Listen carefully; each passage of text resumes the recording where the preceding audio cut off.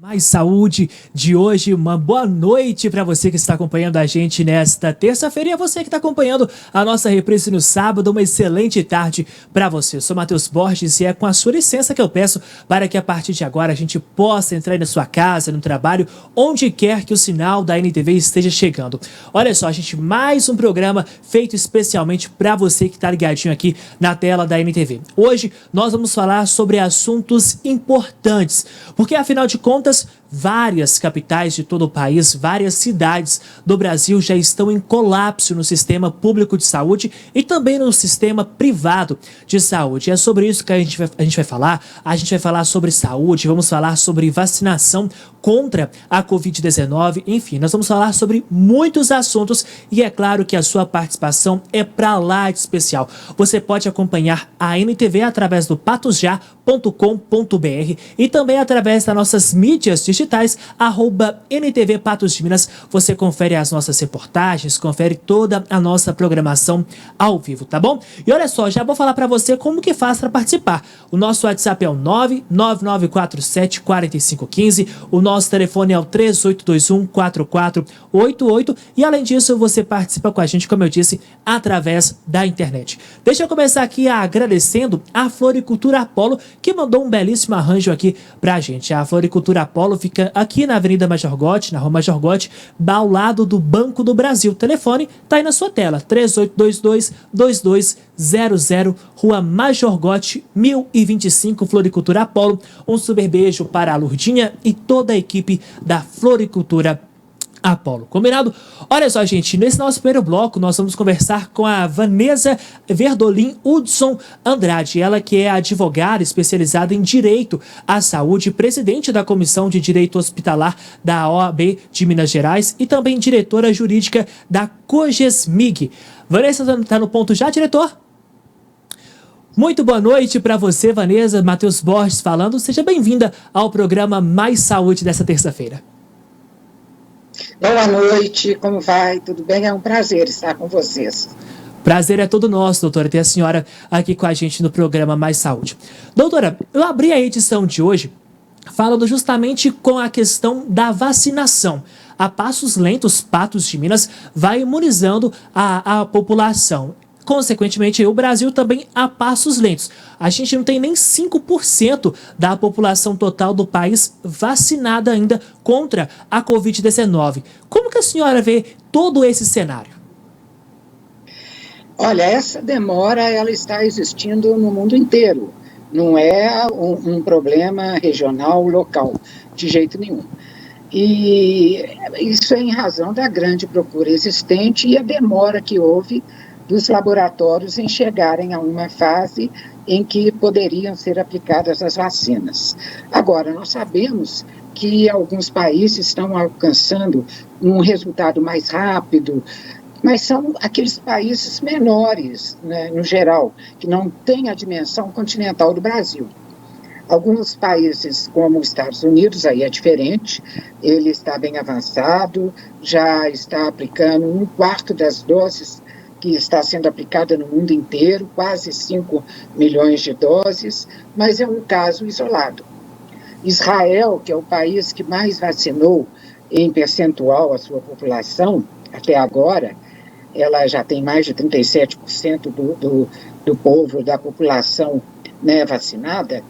Lá é um país muito pequeno, tem o quê? Cerca de 9 milhões de habitantes, enquanto que no Brasil somos 212 milhões de habitantes. Mas eu creio que essa velocidade na vacinação deve aumentar com a chegada de novas doses, a negociação da compra de outras vacinas. Nós vamos ter aí a Sputnik, que já está sendo aí, já é objeto de negociação com o governo federal, né? O Instituto Butantan já começou a produzir mais doses da Coronavac. A Fiocruz recebeu o insumo para fazer aqui também a vacina da AstraZeneca. Então, o Brasil está em negociação com outros fabricantes, inclusive com a Pfizer, que eu acho que é uma grande negociação. E ainda existe aquela vacina da Johnson & Johnson, que exige somente uma dose. Vamos ver se nós chegamos nessas. Mas muitos perguntam, quais as causas dessa demora no Brasil? Eu creio que, por se tratar de uma experiência nova, houve no início um risco muito grande de se sair fazendo compras sem saber da eficácia da vacina, sem saber da demora na vacina. O Brasil, então, apostou em esperar mais um pouco para saber qual seria a mais eficaz, ou pelo menos teria eficácia bastante para ser negociada. Mas essas dificuldades são globais, isso aconteceu em todo o mundo. Agora, alguns países apostaram mais rápido em alguns laboratórios, alguns fabricantes saíram na frente. Mas eu acho que quando nós estivermos com um número maior de idosos vacinados, nós iremos dar um grande passo à frente até de outros países, porque nós temos no SUS um sistema de vacinação que nos permitirá a vacinação em massa muito rápida, muito mais rápida do que em outros países. Vamos aguardar. Sou otimista. Sejamos otimistas. Doutora, mas a senhora tocou num ponto interessante. No governo federal, quais ações poderiam fazer aí com que essa vacinação possa acontecer de uma forma mais rápida e, claro, em segurança? Bom, eu creio que a solução é a procura de alternativas.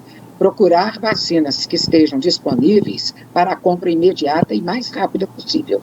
É uma corrida, né? Porque todos os países estão procurando essas vacinas. A fabricação interna também é a grande solução. Acredito que existe ainda outra solução, que é a autorização para que empresas privadas e laboratórios adquiram autorização para a compra de vacinas.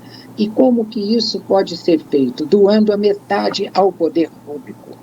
Além dessa essa doação da metade beneficiar o público em geral, existe outro benefício.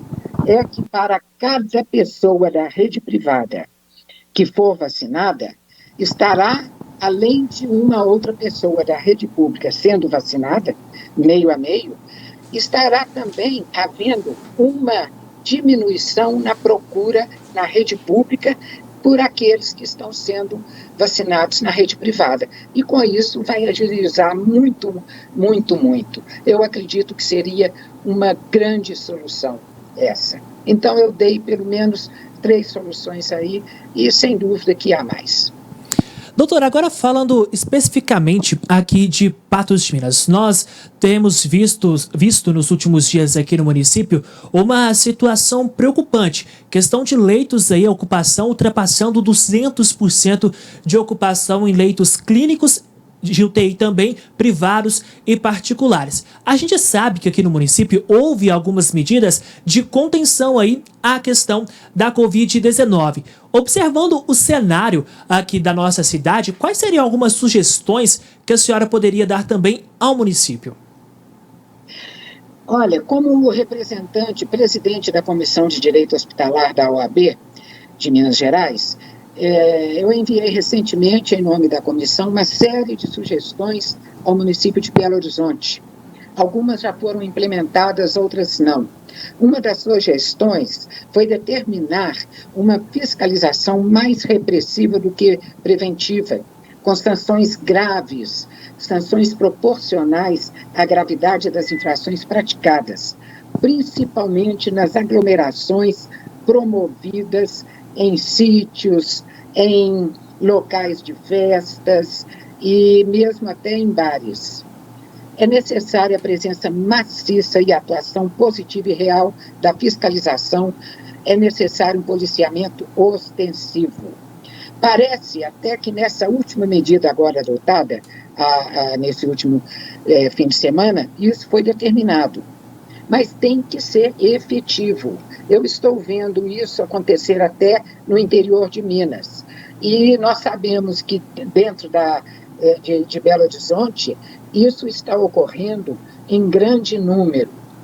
Então, essas medidas, eu creio, iriam facilitar uma contenção mais imediata, mais eficaz para promover a contenção da Covid-19. Outra medida que nós sugerimos foi efetivar uma testagem de infecção imediata de todos os munícipes para colocar na última fase da vacinação aqueles que já contraíram a Covid ou aqueles que estão infectados, transferindo a vaga, e mesmo que eles não estejam com sintomas, transferir esses para o último momento. Muitos estão vacinando agora, tirando o lugar de outros que efetivamente estão mais sensíveis a ser contaminado.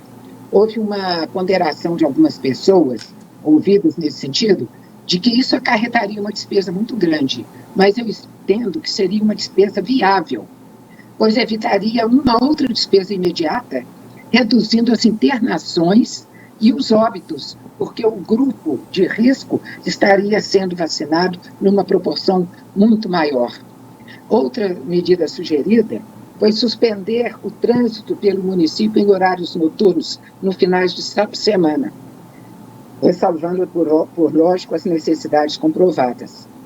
Proibindo a circulação após, por exemplo, de 22 horas até 5 da manhã, isso facilitaria a fiscalização e apuração de eventos infratores das normas existentes.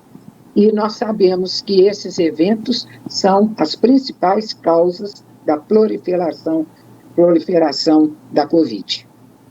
Doutora, olha só, o pessoal de casa está participando com a gente, mandando perguntas. Inclusive, vou ler uma aqui que o pessoal está mandando para a gente, que é em questão aos comerciantes aqui de Patos de Minas. A pergunta é da Aparecida e ela faz uma série de questionamentos aqui a respeito dos comerciantes grandes e também os pequenos, que acabam sendo impactados com o fechamento do comércio local. Doutora, quanto ao fechamento do comércio, o município poderia fazer alguma coisa para que ajudasse esses pequenos, grandes empresários? Olha, eu não entendo como pode o poder público tratar de modo igual uma grande loja que, no seu atendimento personificado, ele acarreta aglomeração de forma permanente. Como é que pode ser tratado do mesmo modo que uma pequena loja, uma loja de uma porta, duas, um local pequeno que recebe 1, 2 ou no máximo 3 compradores ao mesmo tempo? Ele vai fechar as portas porque, se não foi ele que impactou as aglomerações, não foi ele que causou as aglomerações. Eu entendo que tratar do mesmo modo um grande comerciante que está lá com uma grande loja lotada de pessoas, ela não pode ser tratada do mesmo modo que um comerciante pequeno que não teve culpa alguma, que colocou ali álcool gel à disposição, que colocou o isolamento ali, o distanciamento entre uma pessoa e outra, aquele que não acarreta fila porque ele não tem um movimento tão grande assim. Então, eu entendo que eles não precisariam ter fechado as portas. E o que acarretou isso? Muitos agora não têm condições mais de abrir as portas. Muitos, depois que as portas foram reabertas, conseguiram fazer novamente um estoque para conseguir aí sobreviver, e veio nova ordem de fechamento. Então, é uma situação muito pungente que tem que ser muito bem pensada.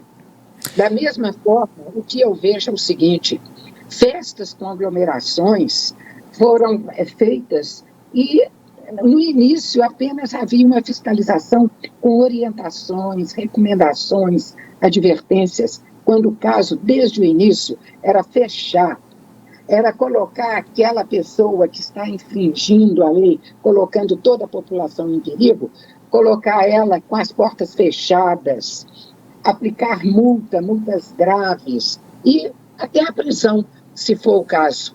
Porque o artigo 268 do Código Penal, ele inclusive prevê penalidade grave para quem venha a infringir uma determinação como essa do poder público, destinada a impedir a propagação de doença contagiosa.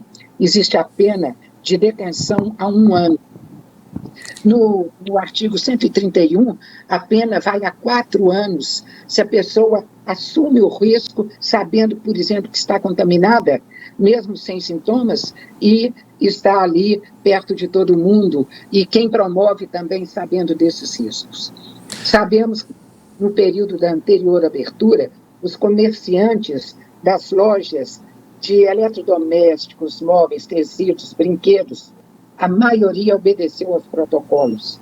Agora, aqueles que não obedeceram os protocolos e deixaram que houvesse aglomeração, isso daí, esses sim, esses têm que ser fechados. Doutora, uma outra questão, desculpe cortar a senhora. Por que fechar os pequenos? Porque abarrotaram os ônibus, ainda falam isso? Mas estão abarrotando os ônibus. Vamos resolver, então, o problema dos ônibus e não penalizar quem obedeceu aos protocolos. Pode falar, pois não. Era justamente isso que eu queria que a senhora falasse pra gente. A questão dos ônibus. Aqui em Patos de Minas, o transporte coletivo é algo que diariamente a NTV recebe denúncias de pessoas. Recebemos vídeos onde as pessoas mostram a superlotação, pessoas em pé dentro do ônibus, e a Prefeitura de Patos de Minas fala que não. Tá tudo certo. A empresa responsável pelo transporte coletivo em Patos de Minas também afirma que está tudo certo e que irá verificar a situação, e nunca é resolvido. Quanto à aglomeração dentro dos ônibus, qual que é a recomendação? Quais coisas, ou melhor, como que a população pode agir para que as punições possam acontecer? Nós vemos realmente todos os dias, a mídia está toda hora aí filmando, os ônibus estão lotados, pessoas em pé, uma encostada na outra, sem o distanciamento necessário, submetendo a todos ao risco do contágio. Mas não é o povo que é culpado, porque o povo tem que trabalhar, tem que se expor, porque os ônibus já chegam lotados. E ela não tem condições de ir a pé se a distância é muito. Uma das medidas que nós sugerimos foi em relação ao transporte público, precisamente, principalmente os ônibus que estão aglomerados. Como o transporte público constitui um importante meio de proliferação da Covid-19, o que pode ser evitado desde que se propicie às empresas um protocolo racional para um atendimento mais saudável e organizado. E como isso pode ser feito? Com subsídios do poder público para o aumento provisório das frotas, de modo a permitir o afastamento social no interior dos ônibus. Colocando mais ônibus nas ruas, haverá mais lugares e o povo que utiliza, o pessoal que utiliza os ônibus, poderá ficar mais afastado e os protocolos poderão ser atendidos. Esse ônus, quem tem que arcar é o poder público e não o particular. Poderia haver viagens extras, maior número de coletivos, estabelecendo assim um menor número de passageiros com isolamento, higienização, tudo isso seria possível. Na Europa, esses subsídios, eles são comuns no dia a dia, não é só na pandemia, não, pois sabe-se que o transporte é uma atividade que traz muitos gastos. Então, na Europa, toda empresa de ônibus tem subsídio. E aí, por que não se fazer isso agora na pandemia? Iria reduzir para a população que se utiliza dos ônibus, principalmente, os riscos da contaminação e da proliferação. É verdade, através de ações como essas. Doutora, infelizmente, nosso tempo acabou, mas eu quero deixar aqui o meu muito obrigado da participação da senhora no nosso programa. Espero de volta mais vezes aqui no programa Mais Saúde, para que a gente possa esclarecer dúvidas e trazer dicas sempre para a nossa população. Muito obrigado, viu? Eu que agradeço à NTV a oportunidade de estar aqui falando para vocês. Muito obrigada. Obrigada, senhora. Um abraço. E é isso aí, olha só. Mais Saúde faz uma pausa rapidinha e já já tem muito mais. Nós estamos de volta ao vivo com o programa Mais Saúde. Você que está em casa, continue participando com a gente através do 99947-4515, através do 3821-4488 e, claro, pela internet. Fique à vontade para participar aqui do Mais Saúde, que é feito especialmente para você que tem em casa. Olha só, gente, agora nós vamos falar sobre as decisões do Supremo Tribunal Federal durante aí a pandemia de Covid-19, quando o assunto é, claro, saúde. Para falar sobre esse assunto, a gente conversa agora com a Simone Letícia, ela que é membro da diretoria do Comitê de Gestores em Saúde de Minas Gerais. Simone Letícia, uma boa noite para você. Seja bem-vinda ao Mais Saúde. Boa noite. É um prazer mais uma vez estar aqui na NTV com vocês. Prazer é todo nosso, doutora. Doutora, quando a gente fala de Covid-19 Brasil, quais foram as ações já tomadas pelo Supremo até este momento? Bom, foram inúmeras decisões tomadas pelo Supremo Tribunal Federal. Nesse período de pandemia, diante do contexto de pandemia-19, nós podemos afirmar que a saúde é um dos maiores desafios.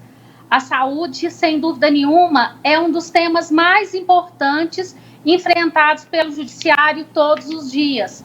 E o Supremo Tribunal Federal iniciou-se com uma questão muito relevante, muito importante. Inicialmente, devido aos atos praticados pelo governo federal no contexto da pandemia, o ministro Alexandre de Moraes, precisamente 8 de abril de 2020, ele decidiu, como relator e os demais acompanharam, que os governos estaduais e municipais teriam autonomia, ou seja, os municípios e os estados teriam autonomia sem consultar o governo federal, isso é muito importante, sem consultar o governo federal, de adotar medidas restritivas legalmente permitidas durante as pandemias.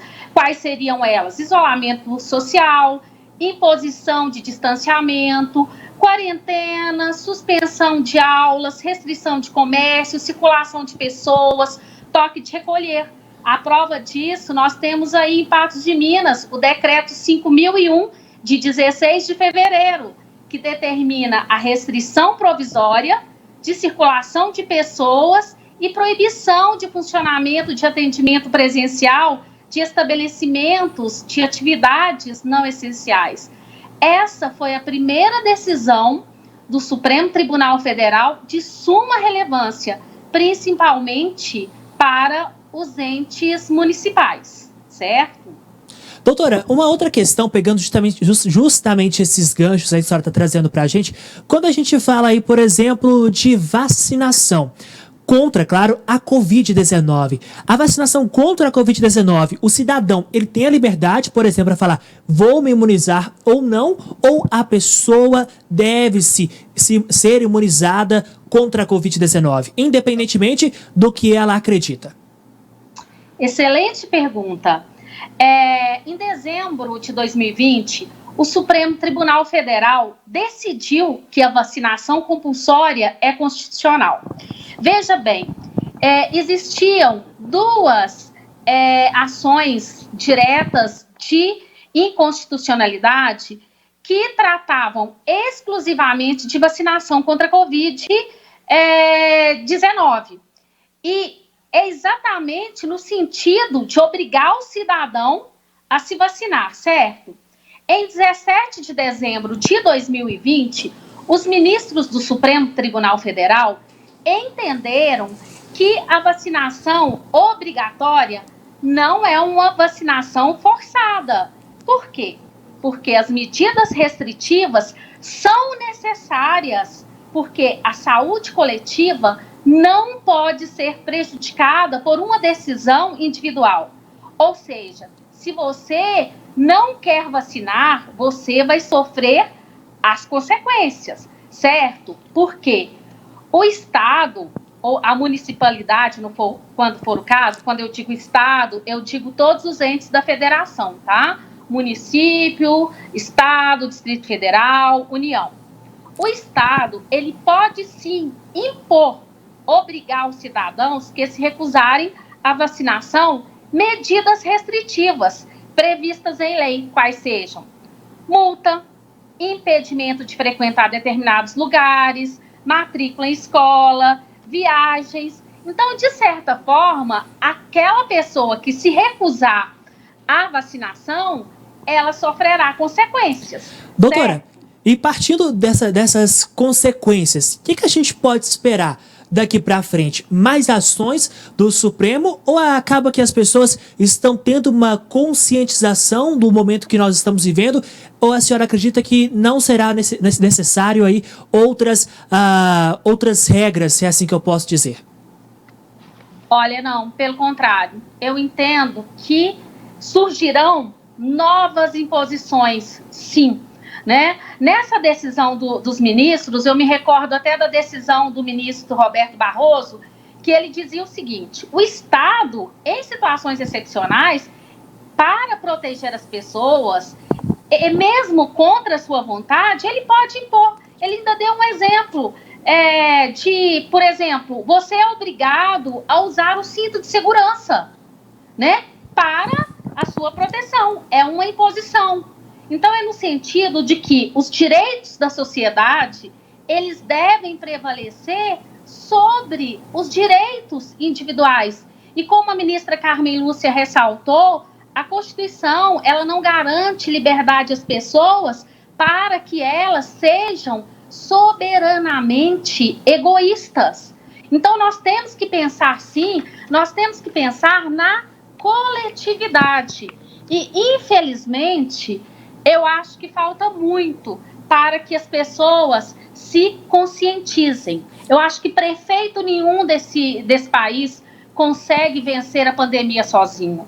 Tem que ser um trabalho conjunto, poder público e população. Nós, do Comitê Mineiro de Saúde, de gestores de saúde, nós sempre batemos nessa tecla. Vamos trabalhar conjuntamente. O respeito à vida, ele deve se sobrepor sempre. É aquela questão, você não tem que se preocupar só em contrair a doença. Tem que preocupar que você pode transmitir essa doença para o próximo.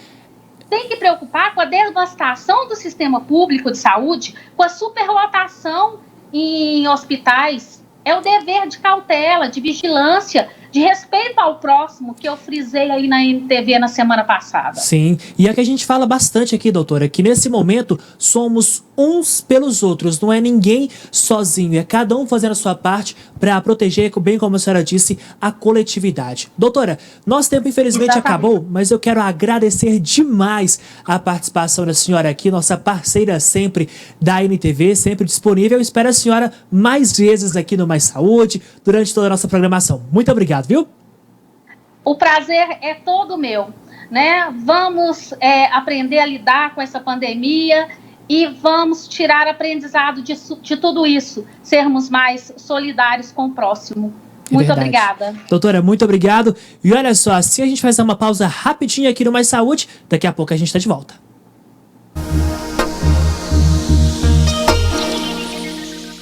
Estamos de volta com o programa Mais Saúde. Você que está em casa, continue com a gente, mandando as suas perguntas, tirando aí, claro, para que você possa ter respostas sempre. Agora nós vamos conversar ao vivo também por Skype com o Ailton Alves Júnior, ele que é médico representante da atenção primária do COGESMIG e ex-consultor da OPAS e consultor do Ministério da Saúde para protocolos de Covid. Doutor Ailton, uma boa noite para o senhor, seja bem-vindo ao nosso programa e já começo com a pergunta que todo mundo quer saber. Vacina já está sendo aplicada, vacinas, melhor dizendo, já estão sendo aplicadas no nosso país. Podemos já mudar o nosso comportamento? Bem-vindo a Mais Saúde. Boa noite, Matheus Borges, é um prazer estar aí com vocês, com você, com toda a sua equipe e aqueles que nos assistem. Essa pergunta, ela é importantíssima, né? Temos, muitas vezes, por natureza, a ansiedade e, às vezes, o desejo de que as coisas fossem bem mais rápidas. Mas, infelizmente, não é essa a situação que estamos vivenciando. As vacinas, sim, baseadas em evidência, hoje elas gozam da maior recomendação dentre as intervenções que nós temos para, de fato, enfrentar a Covid-19. Nós sabemos das limitações em relação às propostas de tratamento, dos níveis de evidência que ainda carecem um fortalecimento, mas as vacinas são hoje a principal ferramenta que nós temos para fazer este enfrentamento de forma mais efetiva. Entretanto, trata-se de um processo. Alguns dizem que este momento é o início do fim desta pandemia, mas ainda é o início. O que quer dizer com isso? Bem, inicialmente nós sabemos que ainda temos poucas pessoas vacinadas. Para que a gente atinja uma imunidade de rebanho desejada por meio da vacina, para que tenhamos um controle dessa pandemia, precisaríamos aí, de acordo com algumas matrizes matemáticas, de 50%, 60% das pessoas vacinadas, e estamos, de fato, longe disso. Doutor, além disso, ainda... Sim. Desculpa interromper o senhor. Já que nós estamos longe desse fato, como o senhor disse, uma questão que tem preocupado aqui em Patos de Minas é a questão da volta às aulas. Antes, há alguns meses, praticamente no início do ano, chegou a ser anunciada a volta às aulas. Com essa questão. Aí depois foram adiadas as voltas às aulas de forma presencial. A gente pode esperar que isso continue sendo adiado aí para os próximos dias, próximos meses? Isso, esse é um assunto que nós precisamos debater com bastante maturidade. Nós reconhecemos a gravidade da pandemia, nós sabemos da situação que vivemos em nível global, em nível local, em nível regional, e também sabemos das necessidades dessas crianças que estão fora desse ambiente escolar, ambiente esse que nós temos o conhecimento que em nosso país significa um ambiente de segurança. As escolas são conhecidas por nos propiciarem aquilo que chamamos de efeito buffer, que é o efeito colchão. Ali, as crianças muitas vezes têm uma alimentação de segurança, uma nutrição de segurança, proteína, vitamina. Ali, muitas vezes, necessidades básicas dessa criança, como, por exemplo, a proteção contra a violência. Ali, isto é identificado, dentre outros vários mecanismos que trazem a escola como um local seguro para as nossas crianças. Nós precisamos pesar essas duas coisas na balança, sem extremismos, e entender que essa discussão precisa ser priorizada na pauta dos tomadores de decisão. Mas existem momentos para essa retomada segura. Vários países, a maior parte dos países, já fizeram essa retomada. Em dezembro estivemos no encontro com a Unicef, num seminário internacional de primeira infância, e a Unicef nos trouxe uma palavra, por exemplo, em relação ao nosso país. Nós éramos, naquele momento, o segundo país no mundo que há mais tempo estava com as suas crianças fora da escola. Uma criança brasileira nascida em 2019, exatamente em meio a essa pandemia, provavelmente ela alcançará apenas 55% do seu potencial cerebral. São impactos de uma pandemia que precisam ser considerados quando falamos do desenvolvimento integral de uma criança. Precisamos protegê-la da Covid, sim, mas também precisamos considerar toda a necessidade de desenvolvimento integral. Vários países já traçaram uma fórmula nesse sentido. A própria ONU, no dia 6 de janeiro, direcionou uma carta aberta a todos os prefeitos eleitos desse país, recomendando que as escolas deveriam ser os últimos estabelecimentos a fechar e os primeiros a abrir. O que isso quer dizer de forma prática? Que as escolas precisarão estar fechadas em alguns momentos? Sim, estamos aprendendo isso em nível global. Neste momento, agora, o Reino Unido está saindo de um lockdown. Entretanto, a primeira atividade que retornará é exatamente a escola. Há momentos que as escolas precisarão estar fechadas, e nesse sentido, vivenciamos agora em nível regional, em Patos de Minas, no Triângulo, aí no Noroeste, Alto Paranaíba, uma situação crítica, isso já foi comentada no início desse programa, e quer dizer possivelmente que este não seja o momento ideal para essa retomada. Mas teremos momentos onde estaremos em onda verde, e isso sim poderia ser retomado desde que haja um imediato planejamento para que isso ocorra de forma segura. É isso que a gente torce, né, doutor? Que os nossos gestores realmente cumpram o seu papel aí de cuidar de um todo ali, tomando todas as medidas recomendadas e que assim a gente possa ter mais segurança nas retomadas que teremos daqui para frente. Doutor, infelizmente nosso tempo acabou, mas eu quero deixar desde já aqui o convite para o senhor retornar mais vezes aqui no Mais Saúde, porque eu quero debater mais com o senhor a respeito de volta às aulas e muitos outros assuntos. Podemos já marcar? Podemos já marcar para a próxima terça-feira que vem? Com certeza, será um prazer. Estaremos em contato e efetivaremos essa possibilidade. Então, aguardo o senhor na próxima terça-feira aqui no Mais Saúde. Doutor, obrigado pela sua participação e até semana que vem. Por nada, até semana que vem. Tchau a todos. Um abraço, doutor. E olha só, continue aí com a gente faz uma pausa rapidinha no Mais Saúde e já depois do intervalo tem muito mais. Não desgruda daí. Nós estamos de volta ao vivo com o programa Mais Saúde. Você que está em casa, continue participando com a gente, porque, olha só, gente, estamos no mês de fevereiro e você sabia que o mês de fevereiro é considerado o fevereiro roxo? O motivo, quem vai explicar pra gente é o Dr. Thales Caixeta, neurologista, nosso parceiro aqui do programa Mais Saúde. Doutor, uma boa noite, bem-vindo ao nosso programa. Boa noite, Matheus, boa noite, telespectadores. O Fevereiro Roxo, na verdade, é uma iniciativa que vem sendo realizada para a conscientização da população da prevenção realmente da doença de Alzheimer, né? O mal de Alzheimer, também como é chamado, ele é uma doença crônica, debilitante, infelizmente é uma epidemia, né? Pandemia afeta todas as pessoas de todos os continentes, de todos os países, né? Quando a gente fala pandemia de Covid, né, a gente também tem um problema enorme do Alzheimer e a gente tem aí um tempo para a gente poder discutir mais sobre o assunto. Doutor, quando a gente fala sobre o Alzheimer, a gente tem menos pessoas sendo diagnosticadas ou quanto mais o tempo passa, mais pessoas são diagnosticadas? Matheus, essa pergunta é muito interessante, porque o que acontece? Vou colocar em termos do brasileiro, tá? A população do Brasil, ela vem tendo uma expectativa de vida crescente a cada década que passa. Se a gente for pegar, por exemplo, a geração dos nossos avós, a expectativa de vida era por volta de 60 anos de idade. Hoje a expectativa de vida do brasileiro média é em torno de 77 anos para as mulheres e 74 anos para os homens.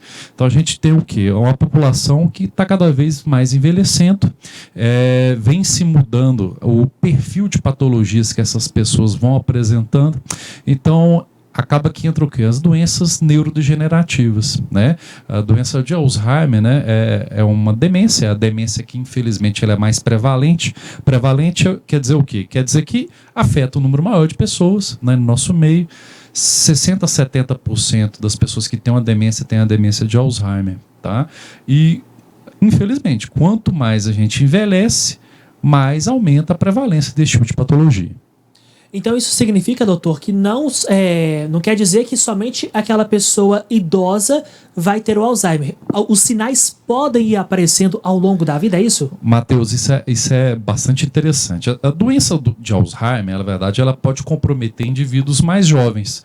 Indivíduos, por exemplo, de 40, 50, 60 anos. Mas, felizmente, isso é mais raro, né? O que a gente observa, na verdade, é que existem dois perfis de paciente. O perfil que é mais frequente são aqueles pacientes com idade acima de 75 anos que vão desenvolver uma forma, digamos, menos agressiva. Cabe a gente salientar a gênese da patologia, né, da doença, né? Então, o que é a doença de Alzheimer? A doença de Alzheimer é uma proteinopatia, é uma doença relacionada a proteínas. Então, a gente tem uma proteína no nosso neurônio que é chamada de APP. Tá? Essa proteína APP, ela é responsável pelo quê? Por manter a integridade estrutural da parede dos neurônios da gente. E existem, Matheus, vários mecanismos que vão propiciar a produção e a regeneração. E ao longo do tempo, esses mecanismos são frustos, tá? Agora, como é que se explica isso do ponto de vista genético? Então, por exemplo, esses indivíduos mais jovens, voltando realmente à sua indagação, eles têm alterações genéticas que são mais pronunciadas, que vão ter esse processo acelerado, diferentemente dos que têm uma idade mais longeva, né, mais avançada, que vão ter outro padrão já após os 80 anos, 85 anos de idade. Dr. Tales, quais seriam alguns sintomas aí que são perceptíveis num primeiro momento? É o esquecimento já logo de primeiro momento ou existem outros fatores aí?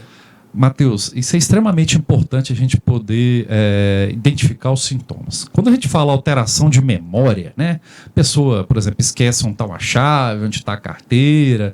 Isso são alterações, às vezes, alterações de memória que são, às vezes, frequentes com o processo do envelhecimento. Todos nós estamos envelhecendo e a gente vai ficar suscetível a algumas alterações. Isso é pontual. O que chama atenção é justamente o quê? As alterações dos vários tipos de memórias que a gente tem, ou dos vários campos de cognição. Então, suponhamos, você tem um professor, esse professor ele era uma pessoa que se comunicava bem, tinha uma postura, às vezes, mais extrovertida. Essa pessoa passa a ter uma pobreza verbal, passa a se introverter. É uma pessoa, às vezes, que tinha uma capacidade, por exemplo, de cozinhar, de fazer os deveres cotidianos do seu lar e para de poder realizar. Então, a memória é um aspecto. Quando a gente vai pensar na memória de evocação, que é essa memória a curto prazo, né? Onde que eu pus minha carteira? Onde que está minha chave? Isso aí é uma coisa que é pontual. A gente, por exemplo, quando a gente profissional de saúde trabalha com esse tipo de paciente, a gente tem, na verdade, vários tipos de memórias que são testadas. Existe um protocolo que é aplicado que é chamado de Mini Mental Test. É um teste de screening, né? Então, isso é rapidamente aplicado no consultório. 5 minutos você consegue chegar para a pessoa, né? E tentar em vários campos diferentes da cognição, tentar identificar, né, essas alterações, né, e você faz um score. Esse score ele é importante, né, para a gente suspeitar que o paciente possa ser portador de uma demência. Doutor, aí partindo disso, a pessoa, o grupo ali daquela pessoa que está com Alzheimer começa a observar e perceber alguns sinais. Como que tem que ser o procedimento com essa pessoa? É obrigar ela logo de cara a procurar o profissional ou existe um método certo ali de encaminhar realmente essa pessoa ao médico? Matheus, é muito interessante sua pergunta. A maioria das pessoas que procuram um médico, né, que chegam de forma espontânea, essas pessoas, na maioria das vezes, não têm, às vezes, alterações relacionadas à demência. O que a gente observa, na maioria das vezes, a gente chama de pobreza de insight. A pobreza de insight é a pessoa, ela não consegue perceber que ela está doente. Então, na maioria das vezes, quem leva a pessoa são os familiares. Então, a orientação, na verdade, aos familiares seria assim: quando você tem um indivíduo, né, já na idade um pouco mais avançada, que tem alterações de memória, alterações de comportamento, essa pessoa está claramente tendo uma modificação, né, do estilo de vida, da qualidade de vida, da interação dela no núcleo familiar ou no trabalho, esse indivíduo tem que ser investigado rapidamente. Porque o tratamento da doença de Alzheimer e também de outras formas de demência, né? A gente está falando do Alzheimer, mas o Alzheimer como um protótipo de outras demências, né? Esse tratamento deve ser instituído de forma precoce, né? Porque a gente tem, infelizmente, a gente pode depois falar um pouco do tratamento, a gente tem sérias dificuldades com relação ao tratamento desses pacientes. Então, quando você institui você tem um diagnóstico precoce, um tratamento precoce, às vezes você consegue, né, estabilizar essa patologia. Nós vamos pegar o gancho então, doutor. O tratamento, ele é feito de que forma? Matheus, o tratamento do Alzheimer ele é um tratamento que ele é multiprofissional. tá? Não é só o médico que vai realizar. Eu vou falar aqui da parte médica, né? Mas eu quero até deixar aqui minha homenagem a todos os colegas fisioterapeutas, fonoaudiólogos, terapeutas ocupacionais, os cuidadores que têm um papel assim interessante, tá? É amplo a gente falar, mas o tratamento médico é baseado em medicamentos que são anticolinesterásicos e os antagonistas de NMDA. Traduzindo isso para a linguagem normal, a gente tem medicamentos que tentam fazer o quê? Aumentar, né, as sinapses. Então, a doença de Alzheimer, o que acontece? Os neurônios vão morrendo a pouquinho ou eles não conseguem se comunicar. Então, os remédios tentam o quê? Favorecer essa comunicação, tá? De forma que você consiga ter uma melhor performance. O grande problema é o quê? Que no mecanismo do adoecer, que você tem, na verdade, a formação dessas proteínas anormais, né? Não existe o tratamento para isso. Você não tem um medicamento que vai agir lá no início. Então, todo o esforço mundial está sendo feito para quê? Né? Para se mapear os genes que estão relacionados, mapear os produtos, né, proteicos ou enzimas ou RNA desses genes, para se fazer o quê? Terapia gênica. Então, o tratamento possível da doença de Alzheimer, ele vai ser lá precoce. Você vai fazer o quê? A identificação desses pacientes que têm, nos casos, por exemplo, precoces, que você tem doença de Alzheimer familiar, você vai identificar os genes, você vai acompanhar seriadamente esses pacientes e instituir o tratamento antes da doença começar. E isso, Matheus, não demora muito tempo. Isso é algo que a gente está vendo hoje. A vacina do Covid, por exemplo, que foi feita lá nos Estados Unidos, é uma vacina já de RNA, então é uma outra tecnologia, né? É um salto tecnológico e a gente espera em breve, né, ter novidades com relação a doença de Alzheimer. Com toda certeza. Doutor, então qual seria assim a recomendação, a dica para quem está em casa agora acompanhando o nosso programa, que pode ter algum familiar, algum amigo que está sendo estudado o caso de um possível diagnóstico para o Alzheimer ou que já se teve a confirmação de que essa pessoa tem o Alzheimer? Eu vou dar duas recomendações, Matheus, se você permita. Então, primeira é a recomendação para a pessoa evitar. Então, você quer evitar ter doença de Alzheimer, hoje não existe como você evitar de forma adequada. Então, poupe sua memória. Leia, escreva, converse. A memória é uma poupança. Se você não exercitar a sua memória, no futuro, quando você precisar dela, às vezes você não vai ter. Tá? Então, não fumar, não beber, cuidar da pressão, cuidar do colesterol, cuidar dos triglicérides, cuidar da diabetes. Esse é o primeiro ponto. O segundo ponto para os familiares, no caso da suspeita, né? Não tenha vergonha, converse diretamente com o seu familiar, exponha as dificuldades, sugira a ele procurar profissionais que são habilitados, né? Não necessariamente a pessoa vai ter acesso a um neurologista, a um neurocirurgião, né? Você tem os colegas geriatras. Procurar um profissional, porque esse profissional já de cara, ele já pode afastar alguns problemas que são sérios e se por acaso for suspeito de um quadro demencial, referenciar para aqueles que têm um pouco mais de facilidade para poder tratar. Então, fica a dica para você que está em casa. Doutor Tales, muitíssimo obrigado pela participação do senhor aqui no Mais Saúde. Espero o senhor de volta mais vezes aí, que eu sei que temos um leque aí e vasto para falarmos. Estamos às ordens, Matheus. Sempre que for convidado, eu estou à disposição. Obrigado, doutor, mais uma vez. E muito obrigado a você de casa. Obrigado pelo seu carinho, obrigado pela sua audiência. Fiquem com Deus.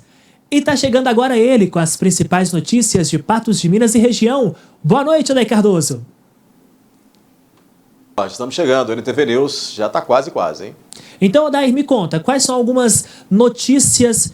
Ah, tá, você escutou no seu ponto. Então você vai me contar as principais notícias que nós temos no dia de hoje, dessa terça-feira, a partir de agora, meu amigo, que é com você aí no estúdio do NTV News. Um abraço para você.